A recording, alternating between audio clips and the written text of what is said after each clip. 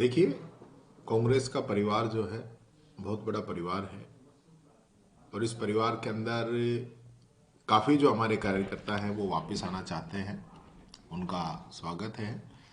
हमारी कमेटी बनी हुई है, अनुशासन कमेटी। वो निर्णय लेती है और निर्णय लेने के बाद में आला कमान से अप्रूवल मिलके और फिर ज्वाइनिंग की जाती है। ऐसे अभी काफ़ी वरिष्ठ लोग हैं जो काफ़ी विधायक सांसद रहे हैं, वो वापस आना चाहते हैं। तो अभी प्रक्रिया में है और आप देखेंगे बहुत ही जल्दी और भी काफ़ी लोगों को ज्वाइनिंग मिलेगी। बजट कि सदन के अंदर जब विधायक आता है, पूरे प्रदेश का विधायक होता है, पूरे प्रदेश की बात की जाती है। वरना तो सारे विधायक अपने अपने विधानसभा क्षेत्र से ही आते हैं, फिर स्टेट की बात कौन करेगा भाई? वो नियम तो सबके लिए लागू है ना, तो सब अपने अपने विधानसभा की पूछेंगे। तो फिर जिले की या स्टेट लेवल की जो योजनाएं हैं, स्टेट लेवल के जो काम हैं, उनके बारे में कौन पूछेगा?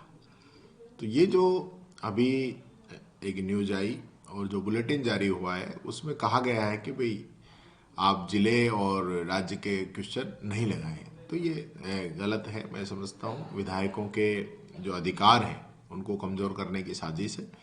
हमने हमारे सभी विधायकों को ये कह दिया है कि हम अपने क्वेश्चन पुराने जो पद्धति चलती आ रही है उसी से लगाएंगे। अगर उसमें कोई एतराज़ होता है तो फिर हम उसके लिए आंदोलन भी करना पड़ा तो आंदोलन करेंगे। विधायकों के अधिकारों से किसी भी प्रकार से कोई समझौता नहीं किया जाएगा। हम जनता के हकों की आवाज़ उठाते हैं, राजस्थान की जनता की बात उठाते हैं, तो फिर प्रदेश की बात कौन उठाएगा? शरण में जाएंगे। निश्चित तौर पर हम कोर्ट भी जाएंगे। दो तीन चीज़ें हैं जो मैं आपकी जानकारी में लेके आना चाहूँगा। पूरा जो एसआईआर का कार्यक्रम चला, हमने पूरा सहयोग किया और पूरे राजस्थान में कहीं भी किसी प्रकार की कोई शिकायतें नहीं हुई, न हमने कोई ऐतराज जताया। उसके बाद पूरा ड्राफ्ट प्रकाशन हो गया। ड्राफ्ट प्रकाशन के बाद में जो आपत्तियां जो मांगी गई वो भी चलती रही, उसमें भी कोई ऐतराज नहीं था। लेकिन 5 दिन पहले 9 तारीख तक तो सब कुछ ठीक था। लेकिन जब जैसे ही अमित शाह जी, बीएल संतोष जी, राधा मोहन अग्रवाल जी, सारे इनके बड़े नेता आए और आने के बाद में 11 तारीख के बाद तो ऐसा अचानक बवाल मचा है कि हर जगह जो है हजारों की संख्या में बंडल आ गए। जो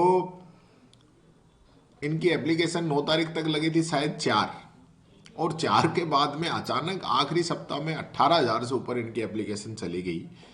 और जो बंडल पड़े हैं 20,000 से अधिक तो मेरे ही हैं, लगभग 24,000 के आसपास तो नाम काटने की मेरे यही एप्लीकेशंस पड़ी हैं। और सभी विधानसभाओं में जहाँ जहाँ इनको डर था कि नज़दीकी का मुकाबला होता है या जो हार जीत होती रहती है, सीटें बदल बदल के आती है, उन जगह इन लोगों ने सब जगह ये फार्म भिजवा दिए। हमारा एतराज़ ये है कि फॉर्म जो है, एक बीएलए 10 फॉर्म दे सकता है एक दिन के अंदर, तो वो दे, हमें कोई एतराज़ नहीं है। पूरा प्रपत्र भर के दे, जिसके नाम काटना है उसका मोबाइल नंबर लिख के दे, और फिर उसकी पूरी जांच होती है। 7 दिन के अंदर उसको नोटिस दिया जाता है वेरिफिकेशन करके, और फिर उसका समाधान किया जाता है। वो वोट कटेगा या जुड़ेगा ये उसके बाद तय होता है। लेकिन आप जिस प्रकार से बल्क में तो आप दे ही नहीं सकते, नियम ही नहीं है। दूसरा, वो बीएलए को जो फॉर्म है वो बीएलओ को लगाना चाहिए, यहां आपने लगा दिए।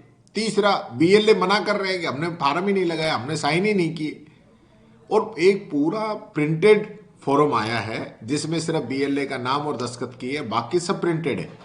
तो ऐसा लगता है कोई एक ही जगह से, दिल्ली से या जयपुर से छपवा के इन सब लोग सब जगह पे वो फॉर्म भिजवाए गए हैं, और विशेष तौर पे जहां कांग्रेस का जो वोटर है उसको टारगेट किया गया है। तो ये जो इन्होंने ऐसे बूथों को छाटा है जहां बीजेपी जिन बूथों पे जीतती है 90-95%, वहां एक वोट काटने की एप्लीकेशन नहीं है, और जहां कांग्रेस जीतती है उन पे सब पे आपने वोट काटने का जो लगा दिया। तो ये तरीका गलत। फिर कहीं कोई डिमांड नहीं थी, आपने 15 तारीख से फिर वापिस जो है 19 तारीख इसकी कर दी। तो ये भी मैं समझता हूं गलत है, इसमें कोई जरूरत ही नहीं थी। किसने कहा था आपको तारीख बढ़ानी है? तो आपने ये तारीख भी बढ़ा दी, और ये सीधा सीधा लोकतंत्र पे हमला है। मैं कहना चाहूंगा ये क्राइम है, आप क्राइम कर रहे हो।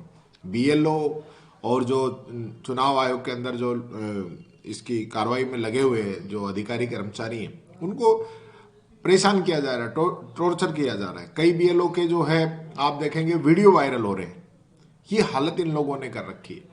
और सबसे महत्वपूर्ण बात यह है कि जब एसआईआर का कार्यक्रम आपने इतने अच्छे से कर लिया, अब मान लो मैं अलवर ग्रामीण की बात करूं और अब उसमें 20,000 एप्लीकेशन आ गई, तो इसका मतलब ये या तो पहले काम सही नहीं हुआ है, तो जिन्होंने सही नहीं किया उन पे कार्रवाई करिए आप, या फिर आप जो फर्जीवाड़ा आप जो कर रहे हो तो ये सही नहीं है तो फिर इन पे कार्रवाई करिए। एक पे तो कार्रवाई होनी चाहिए।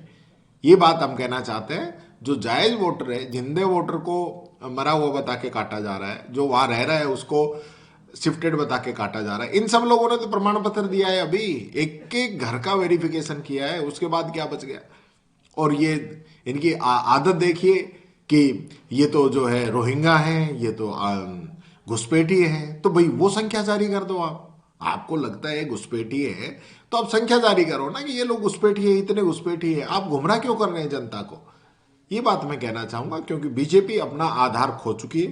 राजस्थान के अंदर इनकी हालत खराब है। अभी उपचुनाव हुआ 12 के अंदर, उसमें बहुत बुरी उनकी हार हुई है। कोई तीसरे नंबर पे आते आते ये लोग बचे हैं, तो इसलिए घबराए हुए हैं, इसलिए पंचायत राज और नगर निकाय के चुनाव नहीं करा रहे। इस वजह से ये लोग वोटों की चोरी करना चाहते हैं।